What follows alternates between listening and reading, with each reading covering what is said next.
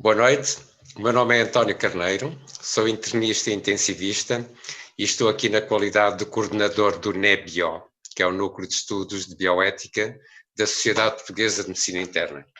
Esta iniciativa da Sociedade Portuguesa de Medicina Interna tem o apoio da Bayer e é por isso que nós conseguimos fazer não só a primeira série, como a segunda série, porque estamos particularmente gratos à doutora Mónica Vidal pela iniciativa.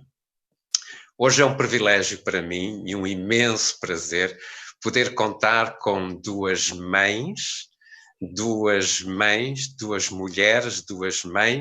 que estiveram na frente, de facto, com doentes com cuidado de doentes com Covid e doentes graves. Raquel Calisto é uma internista do Hospital de Pedro Spano. Boa noite, Raquel. Olá, boa noite, Dr. Carneiro, boa noite a toda a gente que está em casa e boa noite, Ana Cláudia. Boa noite, Ana Cláudia. A Ana Cláudia é uma infecciologista do Hospital de São João, esteve no Hospital da Frente. Boa noite, Ana Cláudia. Olá, boa noite a todos, Dr. Carneiro, Raquel, toda a gente. Muito obrigado. Se me permitissem, eu ia começar por fazer a apresentação disto que nós estamos a discutir com um texto da Luísa Guerreiro. A Luísa Guerreiro trabalha com a Raquel Calisto, as duas fizeram há pouco tempo um texto para a Sociedade Portuguesa de Medicina Interna, para a revista da Sociedade, e dizia a Luísa: duas internistas, elas as duas, a Luísa e a Raquel, que têm tido em simultâneo os desafios de aprender tudo o que podem sobre a doença, de reinventar a unidade de cuidados intermédios em que elas trabalham e a sua posição relativa no hospital e de lidar com a sua própria experiência de tudo isto enquanto pessoas. Responder a este conjunto de retos e sair inteiro e maior do que antes é uma experiência para a qual não fomos preparados e que a literatura médica não nos ensina a viver. E afirma: eu chamo-me Luísa Guerreiro, sou médica, sou internista, sou mulher, sou mãe, sou filha, sou cidadã. Também vós, não é, Raquel? Sim, é verdade. Antes de mais, a introdução foi o Vasco Barreto que se escreveu, essa introdução que acabou de ler, que é o nosso diretor de serviço, que nos conhece as duas muito bem e que nos convidou para escrever esse artigo. Mas é totalmente verdade, ou seja, eu trabalho numa unidade de cuidados intermédios constituída maioritariamente por mulheres. Médicos homens só há um, enfermeiros também há poucos, portanto eu acho que temos todos de ter a noção que nesta pandemia as mulheres dominaram claramente na classe de profissionais de saúde, tanto como médicas, como enfermeiras, como assistentes operacionais, e muitas de nós somos médicas em simultâneo, somos médicas e mães em simultâneo. Portanto, isso é uma condição que faz parte do que nós somos e acho que não alterou nada o nosso desempenho, se é que deve ter tido impacto naturalmente, mas não um impacto negativo, faz parte, não é? Houve foi questões diferentes das que não são casadas, com filhos e com o resto da família em casa, pôs questões diferentes, não? Sim, pôs questões muito Tu deixaste diferentes. ir a casa, Raquel? Não, é assim, eu comecei por pensar nisto da seguinte forma: ora bom, vou continuar a trabalhar como sempre trabalhei, com dupla dedicação a isto, agora que precisam de mim, vou. A seguir então como é que vou fazer com os miúdos? Pronto, e os miúdos ficaram com o pai, que não é médico, felizmente, e nem é profissional de saúde, e que ficou em teletrabalho com o pai e ficaram muito bem. E depois tive de tomar a decisão, e foi fácil tomar, foi de género, eu não consigo ficar sem estar com eles, porque se eu não estiver com eles 3 semanas, ou 4, ou 5, ou 6, ou sei lá o tempo que isto vai demorar a passar, eu não vou estar bem, e se eu não estiver bem, depois também não consigo trabalhar bem. E, portanto, conversámos os dois e decidimos que eu ia continuar a ir a casa. Foi assim. Excelente. Ana Cláudia, a tua experiência foi semelhante do outro lado da circunvalação? Sim, nesse aspecto, sim, a decisão foi... Eu, exatamente, há um ano atrás estava, e nós estamos em maio, estava em Moçambique, na missão da Ordem dos Médicos Unidos pela Beira e portanto... Na altura do tufão, não foi? Exatamente, no pós-Idai, no pós-ciclone, e estive lá um mês e portanto, custou-me imenso, muito mais do que eu previa, este afastamento do meu filho, na altura tinha 6 anos, e agora tem 7, portanto não é muito mais velho, mas isso ajudou-me bastante neste momento também, porque o estarmos longe não era questão. E mais ainda porque nós tínhamos essa percepção que não ia ser uma semana, não iam ser uns dias, não é? E portanto foi assim uma decisão pensada, sentida mais do que pensada, mas serena no final. E portanto mantiveste sempre uma ligação com a casa? Sempre, saía de manhã, um silêncio, não é? Na autoestrada, eu faço um percurso na autoestrada e muito estranho. Lembro-me da primeira vez que vi o painel da DGS a dizer fica em casa, não é? Fica em casa. Fica em casa, e pensei, alguns ficam em casa, a maioria ficará em casa. Deixaste os teus em casa, mas estavas na linha da frente. E passar assim um silêncio, quase sem cruzar-me com mais nenhuma viatura na autoestrada, e depois entrar no hospital e ser outra dimensão, não é? Outra pressa, outra urgência. Hoje a DGS dizia, ou hoje nas notícias que nós ouvimos no telejornal, dizíamos que 1 em cada 10 infectados pela Covid em Portugal é profissional de saúde. A pergunta é, vocês sentiram-se seguros? Eu posso começar eu a responder. Eu senti-me segura, sim, eu senti-me segura. Houve gente infectada na tua unidade, Raquel? Na minha unidade houve 2 pessoas, nós somos uma equipa de 60 pessoas e houve 2 pessoas infectadas. No serviço de medicina, do qual eu também pertenço, houve muito mais casos de infecção. Eu senti-me segura, eu acho que nós estávamos, assim que definimos as normas e assim que afinámos as normas, porque no início elas não estavam perfeitas, havia material de proteção, havia rigor na forma como trabalhávamos, e eu, a partir das primeiras 2 semanas, trabalhava bem, a sentir-me tranquila, não estava com aquela sensação de pânico que ia entrar dentro de um open space, que os nossos estudantes estavam em open space em determinada altura, e que ia ser uma desgraça. Não, trabalhávamos bem, e acho que conseguimos todos focar-nos e perceber que estávamos, pronto, tínhamos o nosso equipamento que nos protegia, tínhamos um conjunto de regras, tínhamos o banho que tomávamos ao final do turno, e etc, e sim, senti-me segura. Sentiram-se seguras. Ana Cláudia, 2 coisas importantíssimas. Havia coisas que à partida não estavam claras, que nós vimos que não estavam bem, mudamos, e a segunda é esta noção de que a determinada altura entro nisto como entro noutra situação de tensão. Viveste uma coisa parecida no teu hospital? Sim, com provavelmente assim a agravante de que nós, dentro de todos que estavam na linha da frente, e estivemos muitos, nós tivemos um bocadinho um passo, umas semanitas antecipadas, digamos, e portanto... De preparação? De preparação e todo... Portanto, nós estamos a falar até final de fevereiro, final de fevereiro, início de março, qualquer caso suspeito na região norte e centro, de qualquer caso adulto ou criança, era encaminhada para o Hospital São João, e portanto nós começamos nessa fase um bocadinho a conta-gotas a receber os casos suspeitos, que foram durante várias semanas sempre negativos, mas isso foi-nos permitindo reativar alguns circuitos que até, por esse facto, por sermos o hospital de referência, nós tínhamos a gripe 2009 já estava um bocadinho mais distante, mas tínhamos o ébola não assim há tanto tempo, e portanto muitos nomeadamente do equipamento e da forma dos locais onde fazíamos, dos procedimentos, estavam já havia ali uma memória até coletiva, porque muitas vezes os próprios enfermeiros da urgência às vezes diziam, é como no ébola, como na gripe, e portanto nós tínhamos assim uma memória que nos ajudava a criar este esqueleto. Tem a memória e o ADN, no Serviço de Infecciologia tomou liderança nesse processo, não foi?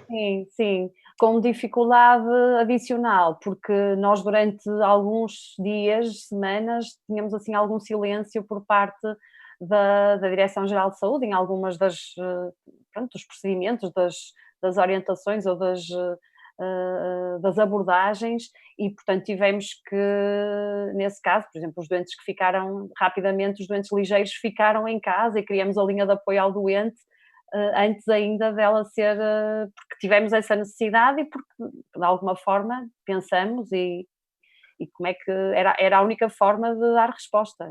Pode explorar um bocadinho mais esse conceito de linha de apoio ao doente? Como é que ela funcionava e para que servia?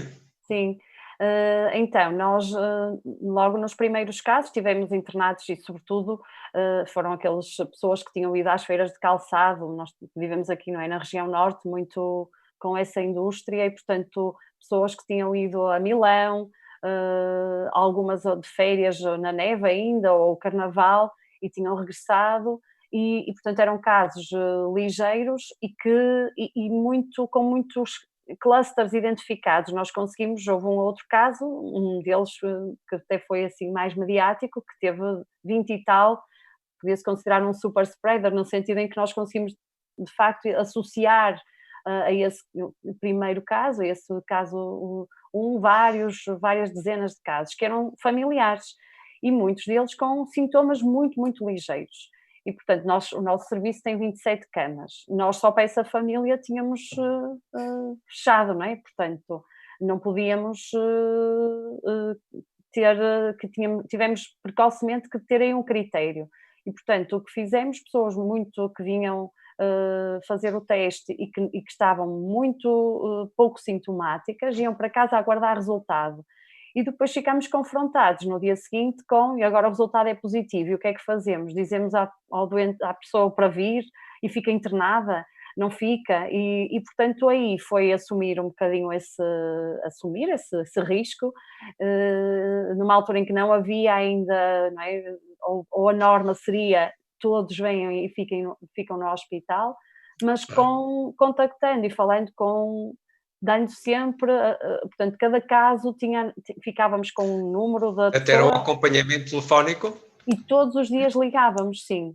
E, portanto, criamos essa consulta, via consulta externa, no fundo, criamos essa linha de apoio ao doente, que nós batizamos de LAD, em contraposto com a LAN, que era a linha de apoio ao médico, e no fundo criamos essa consulta e criamos um formulário também, perguntas que todos que se fazia a todos os doentes todos os dias, de sintomas e de avaliação de alguns sinais, e tivemos já ajuda logo de outros colegas da imunoalergologia, de várias outras especialidades para fazer outras patologias associadas. Vocês articularam-se bem com a medicina geral nesse processo de acompanhamento das pessoas à distância, ou ficaram as pessoas mais ligadas a vocês? Não, tivemos, isto foi a sede, digamos assim, era a nossa consulta externa, o nosso Hospital Dia de Infecciosas era o quartel-general. Criou-se mesmo um formulário com a ajuda do desenvolvimento dos informáticos, um modelo e ficava tudo registado e era fácil seguir, portanto perceber até o doente que tinha que ser sinalizado, e tivemos colegas da medicina geral e familiar que se voluntariaram. Nessas semanas foi muito bonito, porque nós tínhamos mesmo pessoas a telefonarem ou a dizerem, olhem, alguém dizia, tenho um amigo que diz que quer vir ajudar, o que é que faz? Então, venha. E criou-se ali uma onda, e é muito, muito bonito ver, perante algo muito pânico por um lado, também tivemos muitas pessoas que não hesitaram e não conseguiam estar em casa, não é? Não conseguiam, claro. E queriam ajudar. E ainda hoje nós tivemos, agora não sei precisar, mas mais de 1000 doentes, e continua esse bolo, mais de 1000 doentes. A crescer, é muita gente, é muita gente. E nós precisamos nos concentrar no internamento, não é? Portanto, nós claro. Mais graves. Sim. Claro, não podia ser toda a gente por vossa conta. Raquel, o teu hospital é o centro de uma unidade local de saúde. Sim. Isso fez com que a vossa experiência fosse diferente de outros que não tinham esta integração à partida estabelecida? Eu não estive tanto nesse paralelo com os cuidados de saúde primários, foi mais os colegas de infecciologia que o fizeram com colegas de medicina interna da enfermaria geral.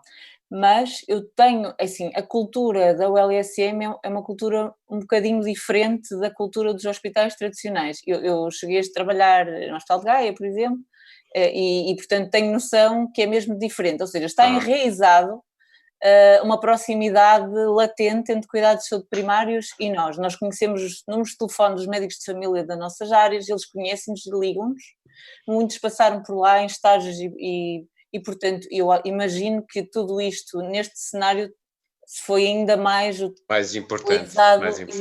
Sim. Eu acho que a gente da medicina geral teve aqui um papel espetacular, foram apanhados desprevenidos e de repente desaguou-lhes em cima todas as sequelas da pandemia, não foi? Em muitas dimensões. A ideia que me passaram é que participaram ativamente com uma energia que às vezes se calhar não transparece tanto para os cuidados hospitalares, que eu imagino que exista, mas que não transparece tanto para os cuidados hospitalares. E quem eram os teus doentes, Raquel? Quem foram os doentes que iam para a tua unidade? Os meus doentes eram os doentes que tinham acabado de entrar e que tinham gravidade suficiente, nomeadamente insuficiência respiratória moderadamente grave, mas não o suficiente para precisarem de intubação e ventilação invasiva no imediato, e eram aqueles doentes que tinham insuficiência respiratória grave, mas não tinham indicação por vários fatores para serem intubados nesse caso. Pronto, em que os teus doentes falavam, os teus doentes exprimiam falavam angústia. Todos, sim. Como é que é essa experiência de estar com os doentes nessa situação? É assim, o medo que transparecia nas televisões em que as pessoas viam em casa, não é? Sei lá, eu recomendei à minha mãe incessantemente que desligasse a televisão, e porque transparecia nessas pessoas, estas pessoas que em regra também eram pessoas com mais idade, homens em regra, homens mais velhos, 60, 70 anos, por aí, tivemos muitos nessa faixa etária, pessoas autónomas e capazes de perceber... Muitos homens cuidados por muitas mulheres. Sim, exatamente. O que até gerou algum bom ambiente, vá. Quando eles podiam, nós tentámos, pelo menos. As pessoas angustiadas e com medo, não é? Depois, algo solitárias no exercício de estar doente, ou seja, esta coisa de não haver visitas é de facto um problema. E convosco não houve visitas? Connosco houve visitas em situações de fim de vida, em situações muito concretas de fim de vida, em que nós percebíamos que tinha de haver lugar a uma despedida presencial e em que isso era fundamental para a família ou para o doente, e nós organizámos-nos de forma a permitir visitas nesses contextos sempre que foi possível. Quando os doentes evoluíram rapidamente demasiado mal e não foi possível, pronto. Mas quando era vontade da família e dos doentes, e nós tentámos ao máximo que isso fosse possível, e chegou a acontecer algumas vezes, sim. E quando não havia oportunidade da presença dos familiares na unidade, como é que era o contacto com os familiares? O contacto era, nós logo nas primeiras 2 semanas não tínhamos tablet, mas depois conseguimos arranjar um tablet e fazíamos videochamadas diariamente. Nós, ou os enfermeiros, mediávamos videochamadas entre os doentes e as famílias. Portanto, no cuidar estava incluída essa oportunidade dos familiares verem os seus doentes internados e vice-versa. Estava, e era fundamental. Nós desde o início que nem equacionámos, quer dizer, temos de nos pôr sempre no lugar da família que está em casa, não é? Acho que todos devemos, é um bom exercício. Se fosse o meu pai, o meu irmão que estivesse ali, o que é que quer dizer, é inconcebível que eu não pudesse ver ou falar com ele ou ter um relacionamento mais próximo, a angústia que deve ser das pessoas que estão em casa. E nós estamos lá também para ajudar a mediar isto tudo, não é? É essa também a nossa tarefa neste processo, até porque tranquilizamos famílias, tranquilizamos o doente, os doentes ficam mais calmos, ficam mais colaborantes. Sei lá, um doente que não queria fazer mais ventilação não invasiva porque estava cansado, se lhe for permitido ter uma pausa, comer qualquer coisa, fazer um bocadinho de oxigênio com uma cânula nasal, ver a família, passado 1 hora, acede a fazer ventilação não invasiva, se nós lhe pedirmos. Okay. Isto também é preciso trabalhar estas coisas. A personalização do cuidar em condições. Claro, exatamente. É essencial. A experiência, os teus doentes como é que eram, Ana Cláudia? também mudando ao longo do tempo. Inicialmente tínhamos doentes com mais jovens, até por esta relação, não é? Era uma atividade, a aquisição tinha sido em trabalho, em viagem, em férias, portanto eram pessoas mais novas, e curiosamente no início o sentimento era essencialmente culpa. Nos primeiros casos, sim, os primeiros casos viviam com imensa culpa, e às vezes eu lembro de um outro caso que nem sequer, quando foram à Itália, nem em Itália ainda tinham, não é, dado conta, dado nota da situação, mas viviam muito com, e agora, o que é que se eu infectei alguém, sempre que sabiam que havia um amigo que tinha sido infectado, ou um familiar, queriam sempre perguntar e como é que está, e como é que já está em casa, e notava-se que era um peso muito grande. E depois as saudades da família, a dificuldade, os telemóveis, nós rapidamente percebemos que foi preciso a aquisição de carregadores.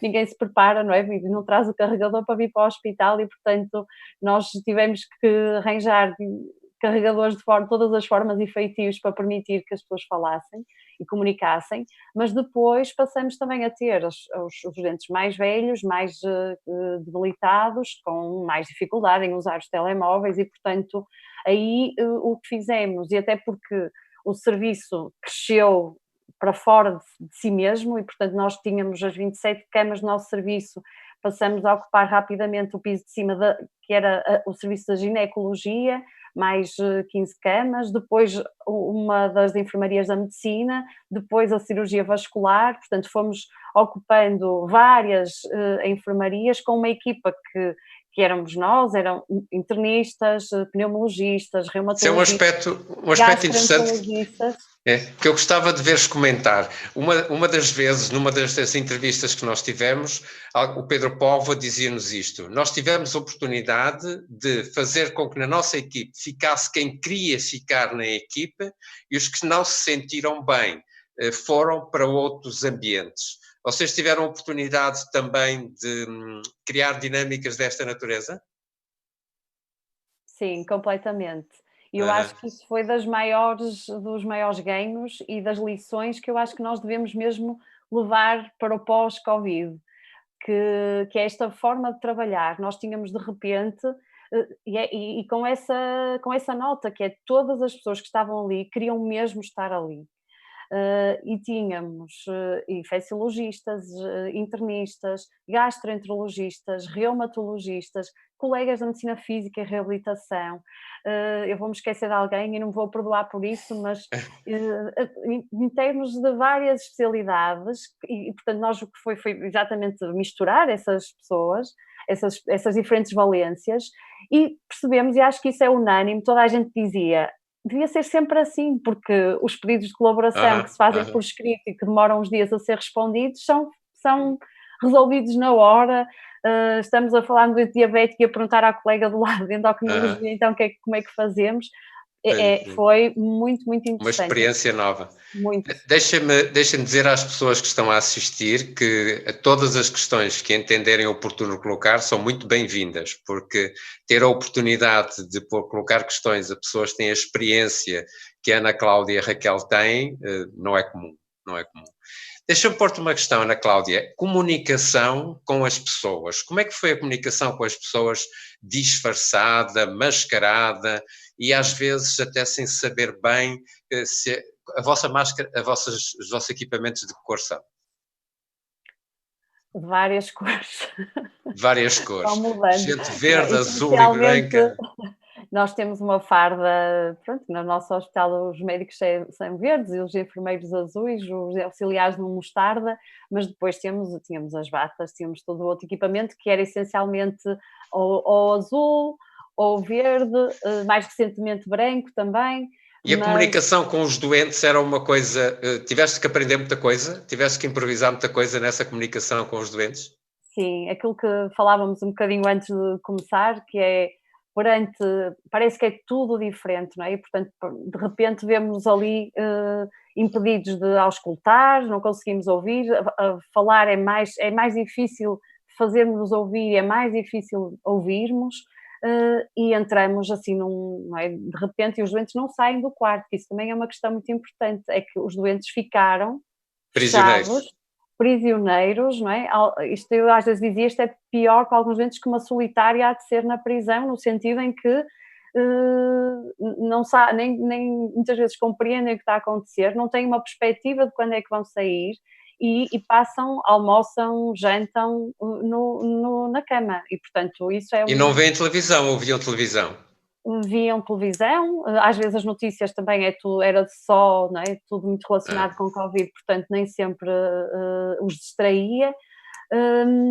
E o que eu acho, o que nós fazíamos no fundo era, quando entrávamos, tentávamos sempre também colocar um nome e escrevíamos Ana Cláudia médica, Joana enfermeira, portanto, e acho que isso brincar um pouco às vezes com a situação, quando era possível dizer, olha, isto estamos todos assim, tudo mascarado, mas somos nós, não é?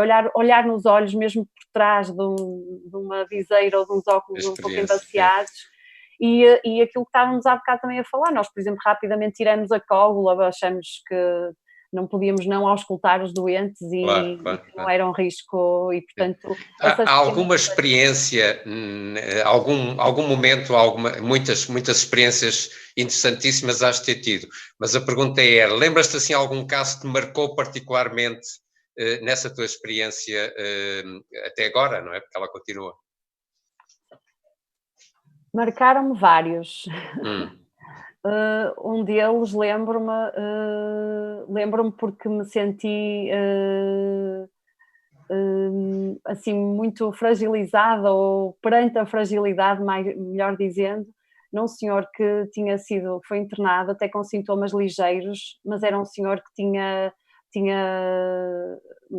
70 e poucos anos e tinha já algumas doenças, fazia até imunossupressores e ficou internado até um bocadinho por precaução, era assim, perceber-se um bocadinho como é que a doença como é que a infecção ia evoluir. E o senhor primeiro ficou internado muito assustado, mas eu estou bem, eu quero ir para casa, mas muito, muito assustado. E 2 dias depois, quando nós percebemos, olha, vai para casa, isto está a passar, não vai ter problemas. E o senhor, e eu estava a dizer isto, e o senhor assim em pé, levantou-se, estava no cadeirão, estávamos a falar assim em pé, um em frente ao outro, e o senhor desata a chorar naquele momento em que eu lhe disse que ele ia para casa e que disse que, mas eu achava, tenho mais de 70 anos, dizia ele, e portanto eu aí percebi mesmo que a mensagem, não é, e o impacto que tinha o peso que pendia sobre ele, e eu ter ficado internado no início, que para nós foi um bocadinho, vamos prevenir ou vamos jogar pelo seguro, para ele foi quase a confirmação de que eu se calhar vou mesmo morrer. Foi uma espada de Damocles sobre a cabeça. E outro momento foi, curiosamente, com uma familiar, num senhor que eu nem conhecia, estava a fazer urgência, estava de apoio à noite.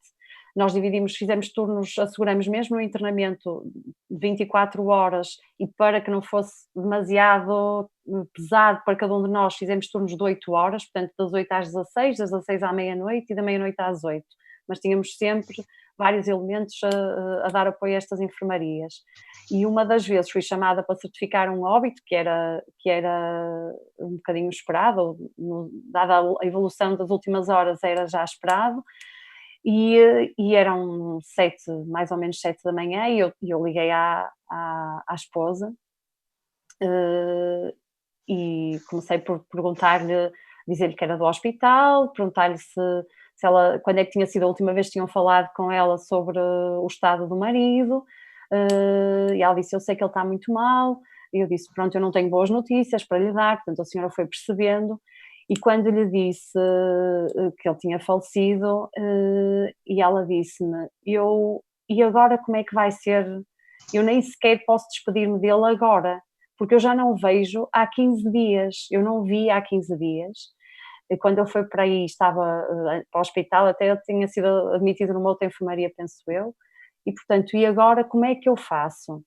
E eu naquele momento não sabia dizer exatamente como é que ela faria, e aquela questão de, não é, que normalmente não é uma questão para nós, do procedimento pós-morte, não é, e vai para a morgue, e como é que vai, quem é que liga, pode ir lá ver, não pode, e isso foi assim... Também tudo diferente do que era habitual. Sim, sim. É. Raquel, também tiveste experiências assim que te marcaram durante este tempo? Sim, acho que tive várias e até tenho a dificuldade em dizer quais é que vou selecionar para conversar sobre isto.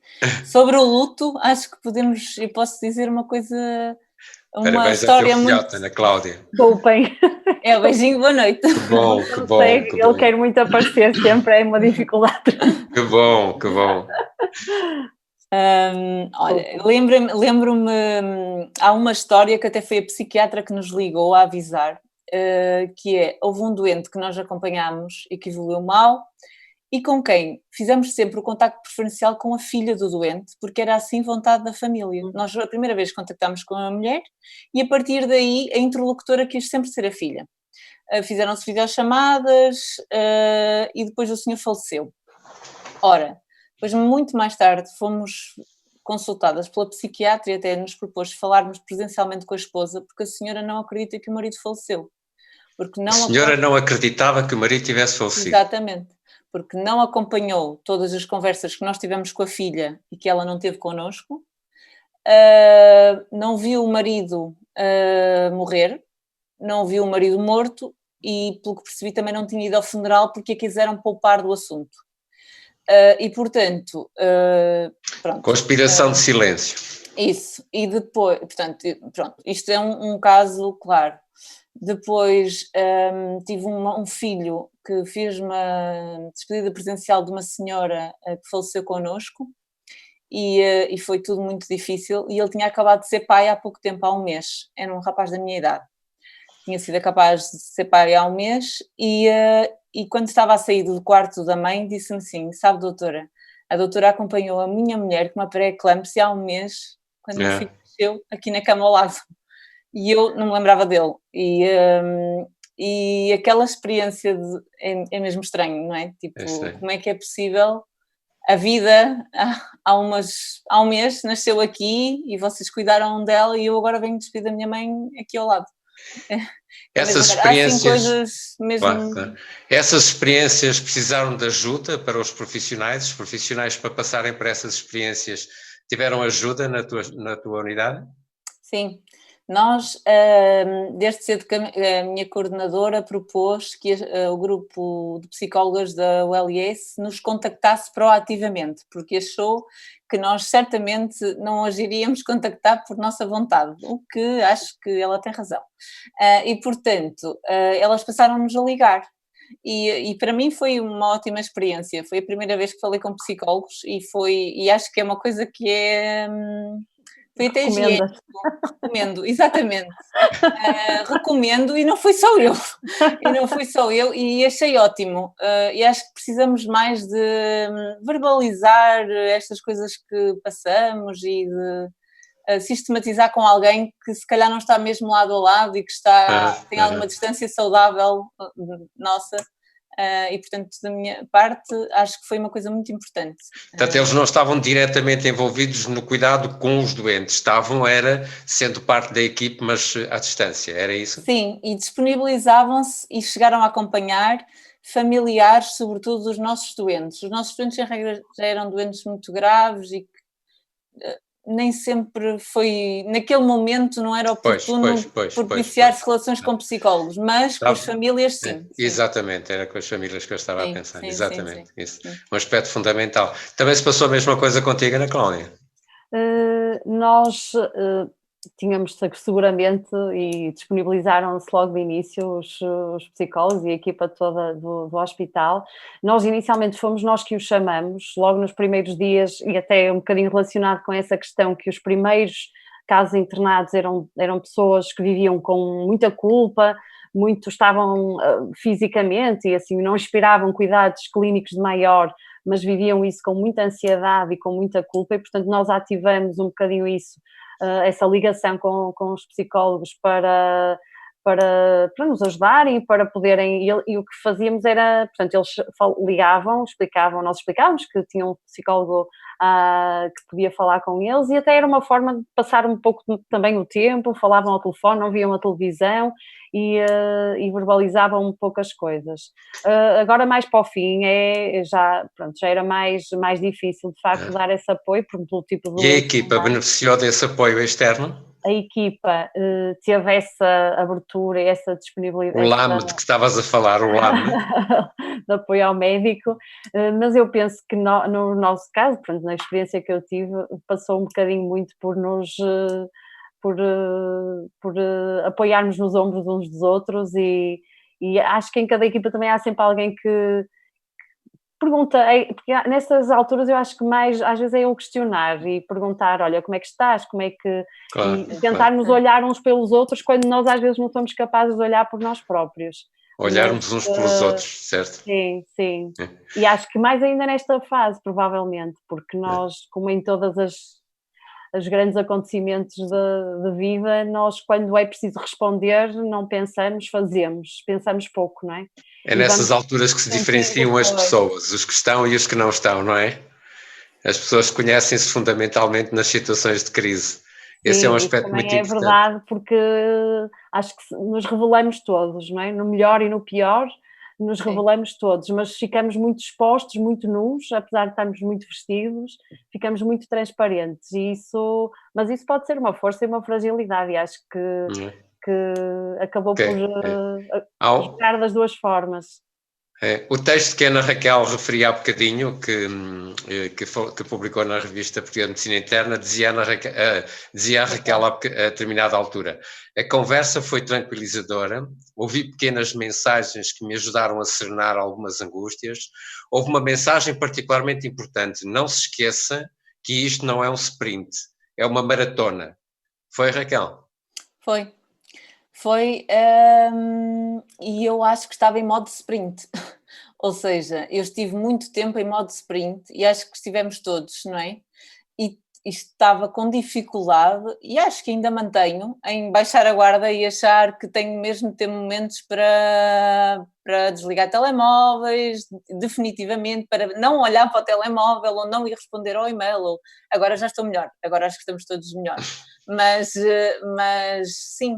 E foi a psicóloga que me disse isso, e foi uma mensagem super importante, porque eu acho que os meus pares já me tinham dito isso várias vezes, já nos dizíamos isso uns aos outros, ou seja, vamos parar de mandar mensagens para o WhatsApp, vamos parar de partilhar webinars, calma, tipo, já lemos tudo, já organizámos tudo, já não é preciso tanta estimulação contínua de tudo isto, e se calhar já não precisamos de estar continuamente a refletir se fizemos bem ou mal, isto já está em modo andando, não é? Só que é difícil, não é? É difícil, estando com tanta energia e com vontade de participar e com sentido de responsabilidade e algum sentido de missão implícito nisto tudo, às vezes é difícil desligar o botão, não é? É uma visão diferente, vista de fora, é sempre mais, não é? É sempre uma coisa diferente. E como tu dizes, recomenda-se. Deixa-me pôr-te uma questão.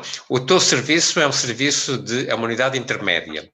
E, portanto, temos uma relação com os serviços de cuidados intensivos que é diferente. Portanto, eu serviço de cuidados intensivos, eu serviço de cuidados intensivos e vocês são intermédia. Exatamente. Uma das questões que vem muitas vezes ao de cima, e é uma discussão sempre interessante e que é frequentemente empolada incorretamente na imprensa, é essa história de quem vai ser internado em cuidados intensivos e quem não vai ser internado em cuidados intensivos. Queres discorrer um pouquinho sobre essa circunstância? O doente agravou e, portanto, agora passa para cuidados intensivos. Se é uma coisa diferente do teu comportamento habitual como unidade intermédia na relação com os intensivos, ou tem os mesmos princípios? Quem são os doentes com indicação para ir para cuidados intensivos e quais são os doentes que eu continuarei a acompanhar aqui, na minha unidade? Eu acho que os princípios são claramente os mesmos. Eu acho que, apesar de nós sermos serviços independentes, tentamos sempre ao máximo que o doente não note assim, e acho que não nota, grande diferença na continuidade de cuidados de um lado para o outro, nas mudanças de um sítio para o outro.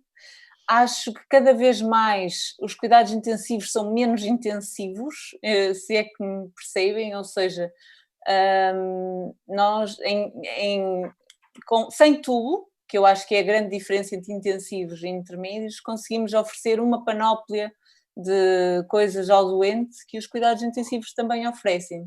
Não ventilamos invasivamente os doentes, pronto. E isso é uma característica que só os intensivos fazem por definição. A equipa acho que consegue mover-se e os doentes movem-se entre um lado e o outro e tentamos que haja harmonia e tentamos entender-nos nesse sentido.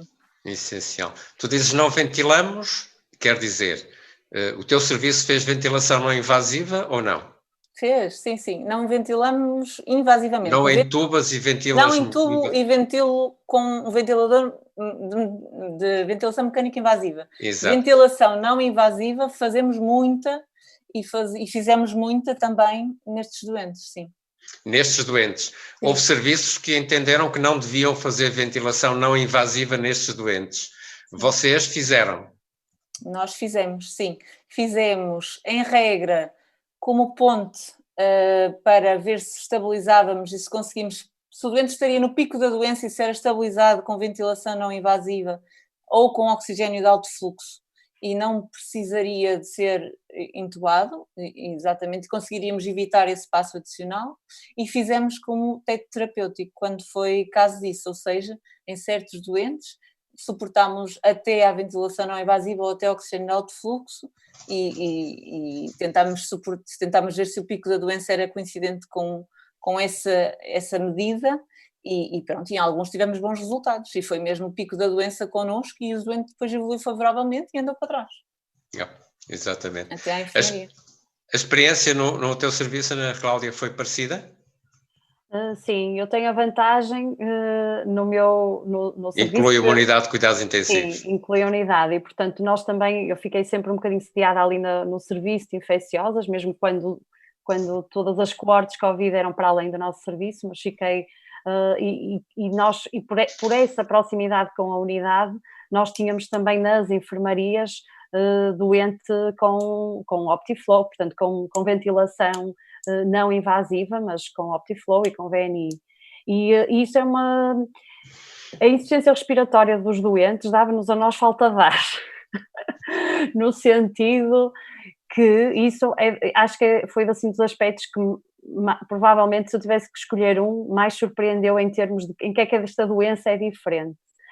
Porque claramente nós temos doentes que agravam muito rapidamente e agravam sem aquela tradução que nós estamos habituados a ter dos doentes dizerem que estão com falta de ar ou de nós olharmos e termos a certeza, não é? Sem nos perguntar sequer que estão com falta de ar. A dispneia... Um esforço respiratório claro, mas não têm a percepção igual à dos outros doentes. Isso, nos intensivos, tivemos alguns casos, e o Dr. Paulo Figueiredo, até lembro-me que num dos dias em que, mesmo antes de entubar um doente, o Dr. Paulo entubar o doente tinha um rácio de 70, o Dr. Paulo estava-lhe a explicar que ia precisar de o pôr a dormir e que ia precisar de ajuda ventiladora, ele dizia, mas eu não posso só telefonar à minha mulher, porque era só para lhe explicar.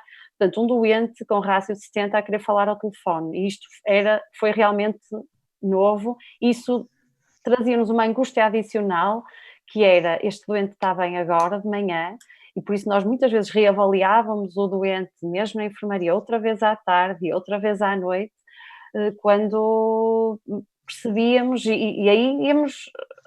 Quando toda a literatura num dia diz uma coisa, no outro dia o seu contrário, e este turbilhão, nós a determinada altura temos que pensar, vamos fazer aquilo que se sabe e que sabemos fazer há muitos anos e que sabemos que é um caminho sólido, e tentar filtrar, porque claramente se fôssemos cegos nessa leitura, não teríamos feito metade do que se fez, não é? Foi claramente uma dificuldade que também nós sentimos, e eu lembro-me perfeitamente de um senhor estar a almoçar e eu olhei para ele, ele estava cianosado, conversava perfeitamente, não tinha os músculos acessórios e tinha deixado cair o saturímetro, estava a saturar 65%, provavelmente há muito tempo, e absolutamente tranquilo, sem perceber o que é que eu estava para ali a dizer, qual era o meu problema, sem nenhum sinal de dificuldade respiratória.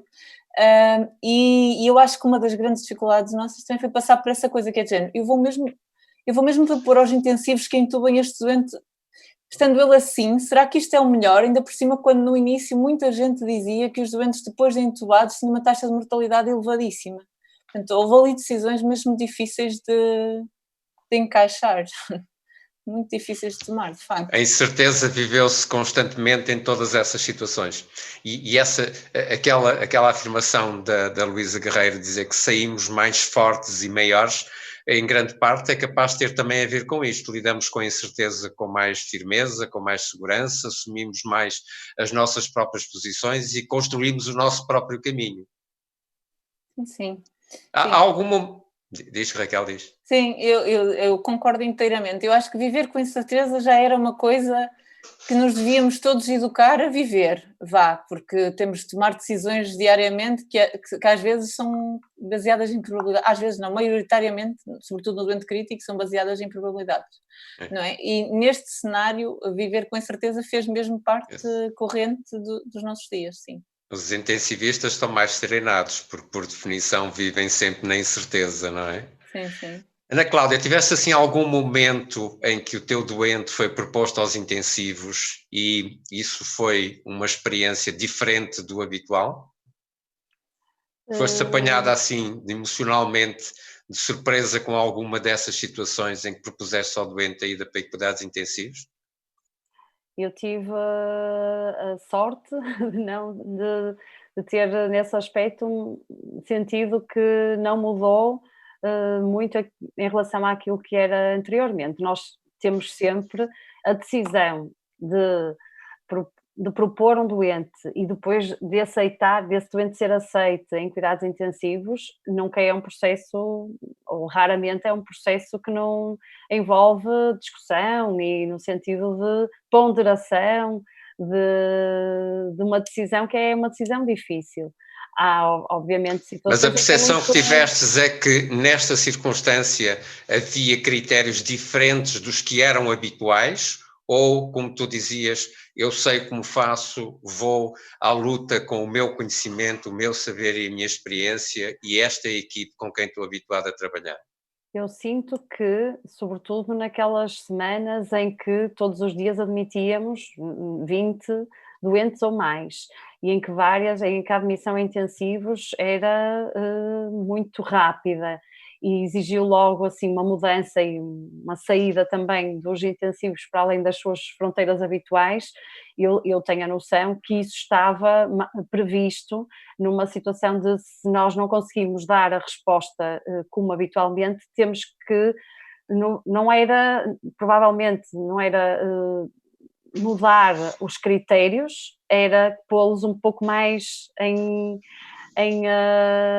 discussão ou em avaliação, nessa noção de que os recursos podem ser, de facto, muito escassos. Agora, nós todos os dias, eu tenho essa vivência, em várias urgências vou propor um doente e às vezes há 1, 2 vagas de intensivos, portanto nunca são ilimitadas e portanto tem que ser sempre uma decisão ponderada, mas sim, acho que havia um pouco essa preocupação também de, se nós chegarmos a uma situação limite, vamos ter que provavelmente mudar alguma coisa. Que não aconteceu. Que felizmente não aconteceu. Não aconteceu. E mais ainda, eu notei que isso até mudou mais e confesso que me preocupou, e isto às vezes fruto também das equipas, só para dar uma ideia, eu era dos elementos mais velhos destas equipas de enfermaria. E portanto, e queria muito e tentava também transmitir isso, que era, nós temos que definir o teto, porque era a preocupação, e definir o teto, não é? Este doente é nível 2, é nível 3, e isso por um lado é importante, mas por outro lado não pode ser a primeira preocupação, não é? Pois, nós não claro. podemos, e acho que a angústia e essa mudança às vezes até era no pré, mais na proposta do que depois propriamente mas felizmente não penso... Por definição é uma preocupação transversal ao doente crítico, não é? Tentarmos perceber o que é que pode ser benéfico com a escalada ou não escalada. Não vivemos aquela coisa que vem em parangona de primeira página do jornal, a dúvida excruciante de saber quem se salva e quem não se salva. é muitas vezes um exagero. Do teu ponto de vista, Ana Cláudia, infecciologista que já várias vezes se debateu com pandemias de natureza vária, nenhuma como esta, claro, o que é que fez com que o nosso percurso tivesse sido o que foi? Portanto, que esta forma como nós passamos esta fase, não a pandemia, mas esta fase, tenha sido como foi, razoavelmente não dramática. Uhum. Sim, eu já tive a única pandemia que eu tinha vivido antes era já como interna, na altura da infecciologia, foi a pandemia da gripe. E nessa altura achei que, não é, julgar pelas pandemias a cada 40 ou 50 anos ia ser a minha única pandemia e portanto eu tinha que... Mas depois fomos percebendo, não é, de várias, e com as ameaças, portanto eu tive várias ameaças de pandemia e desta vez eu em janeiro e quando começamos a estar mais atentos e a seguir, não é, aquilo que se passava na China, eu tinha assim alguma coisa que me dizia esta vai ser a pandemia. Tinha tudo, ou pelo menos tinha tudo, e às vezes até me acusavam um bocado de tu achas, porque eu era assim um bocadinho de vocês, não é? Nós temos que nos preparar que isto vai ser duro. Mas pronto, era uma convicção, uma impressão, não sei muito bem, mas porque tinha todos os ingredientes.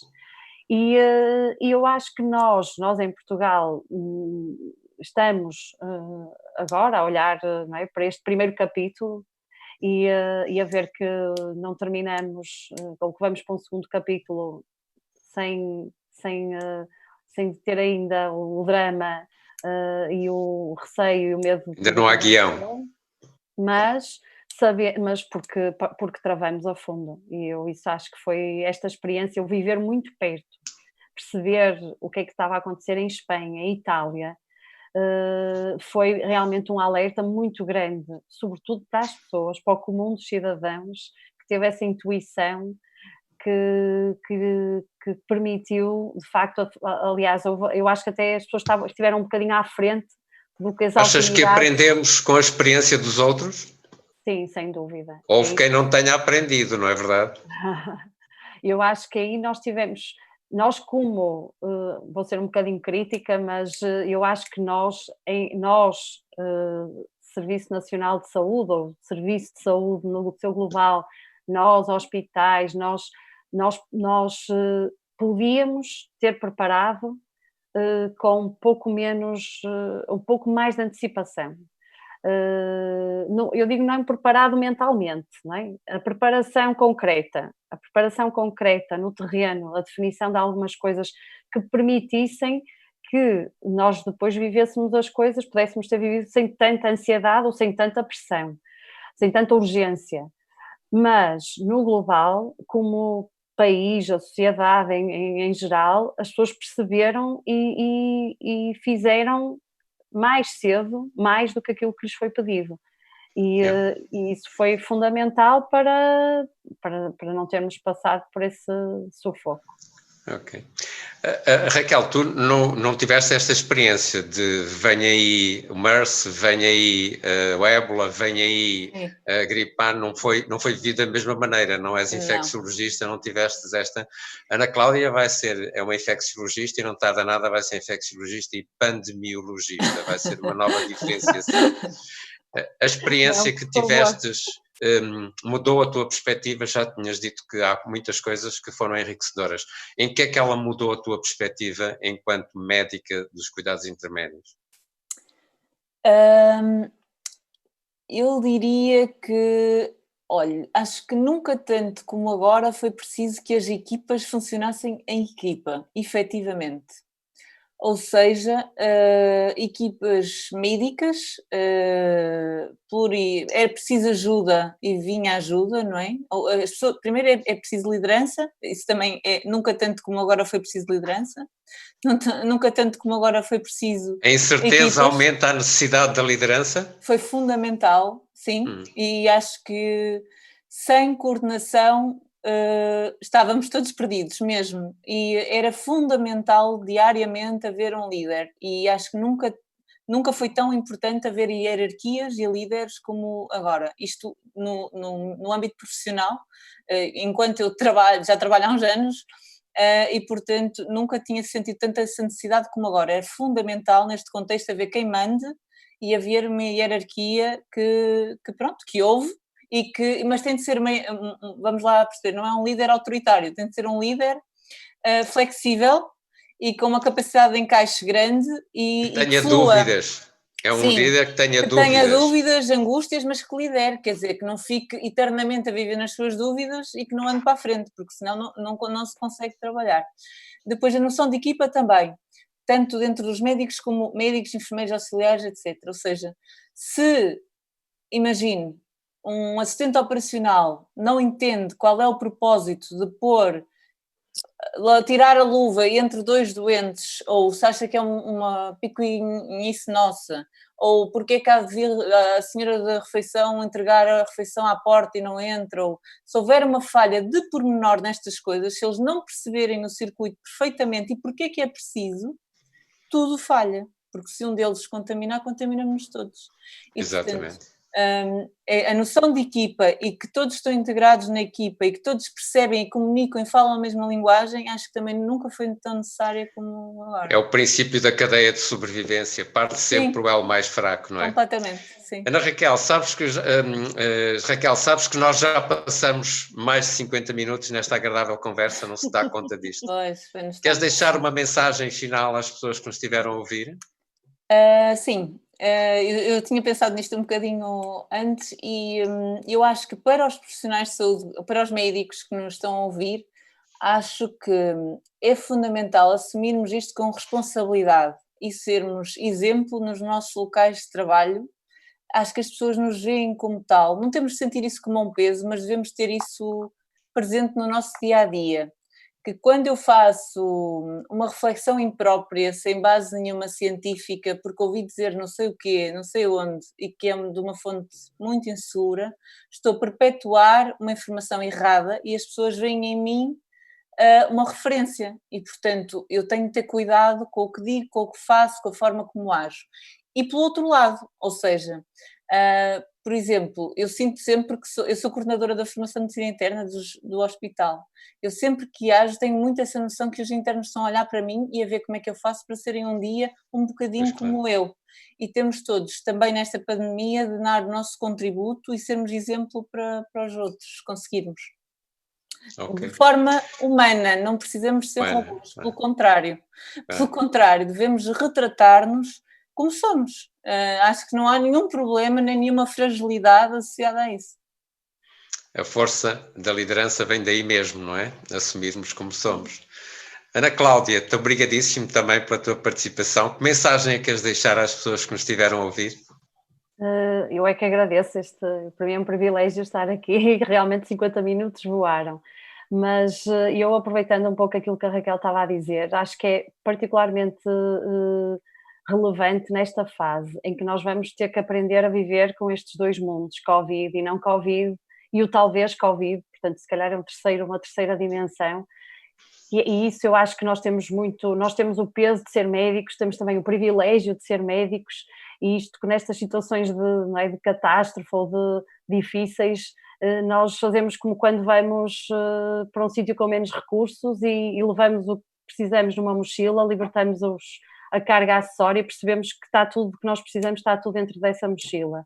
E um pouco na nossa vivência também, e deixarmos realmente aquilo que nós sabemos, aquilo que é o fundamental, e percebermos que há muito ruído aqui, muito que é acessório, que nós não devemos agora incorporar, e nomeadamente porque daquilo que tem agora a ver com muita retoma da atividade, nas consultas, nos exames auxiliares, nas cirurgias, há às vezes, e temos assim assistido a práticas ou a incorporação de medos, de receios e depois a adoção de práticas que não são, não se justificam, e nós temos que nos lembrar sempre do que é que qual é o nosso papel e para que é que nós servimos, e servir o doente primeiro e não o prejudicar em prol ou em nome de um medo e de receios que são infundados. Isso eu acho que os medos são sempre uma coisa dramática para o futuro.